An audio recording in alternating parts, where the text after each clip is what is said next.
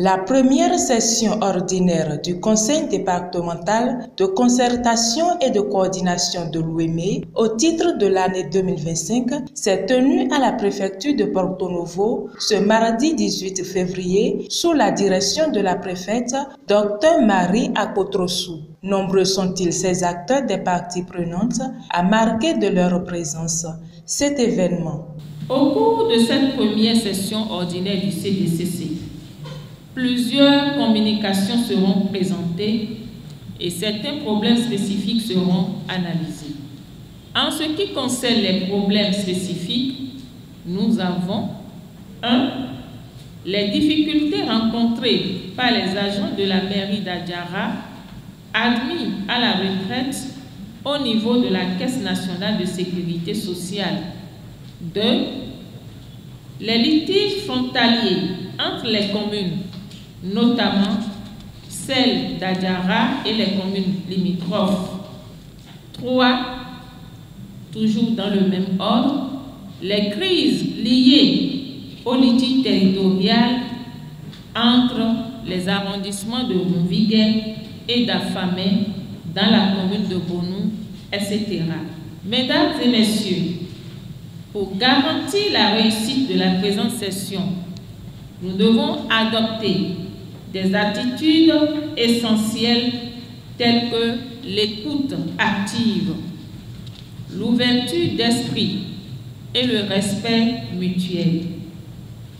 L'engagement et la proactivité sont cruciaux pour une participation efficace et l'esprit de compromis et la collaboration favorisent des solutions communes. Pour paraphraser Phil Jackson, la force de l'équipe réside dans chaque membre, pris individuellement, et la force de chaque membre réside dans l'équipe.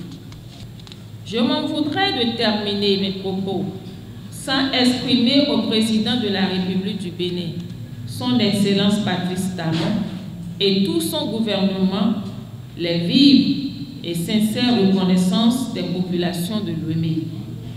C'est sur ces mots que je déclare ouverte ce jour, mardi 18 février 2025, ici, à la préfecture de Porto Novo, la première session ordinaire du Conseil départemental de concertation et de coordination de l'Ouémé.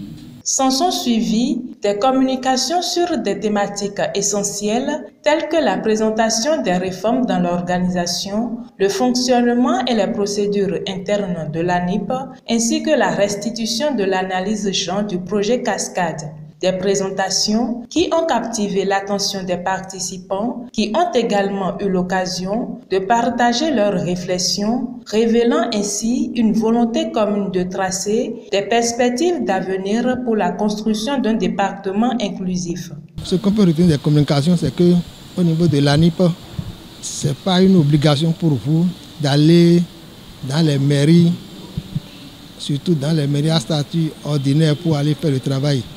Si vous avez la maîtrise de l'outil informatique, c'est-à-dire de votre portable, vous pouvez aller directement sur la plateforme et obtenir tout ce que vous voulez comme service que l'ANIP rend aux citoyens de notre pays.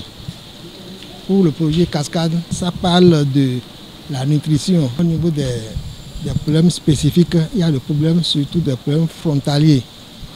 Nous avons assisté aux problèmes frontaliers entre deux arrondissements dans la commune de Bonou, à savoir Ronviguet et Afamé.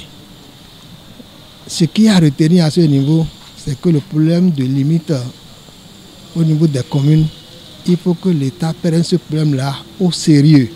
Si ce n'est pas pris au sérieux, ça va amener des guerres fratricides entre deux villages, entre deux arrondissements et entre des communes. L'État a commencé par le faire, mais moi personnellement je dis que la vitesse à laquelle ça se fait n'est pas encore la vitesse qu'il faut pour régler ce problème-là. Surtout que le problème de terre est crucial dans les départements de l'Ouémé. Il est urgent de trouver une solution à ce problème-là. Les attentes sont grandes et l'année 2025 promet d'être riche en initiatives et en réalisations pour le bien-être des citoyens. À cet effet, chacun est donc invité à poursuivre le dialogue engagé pour la concrétisation des défis à relever dans le département de l'Ouémé.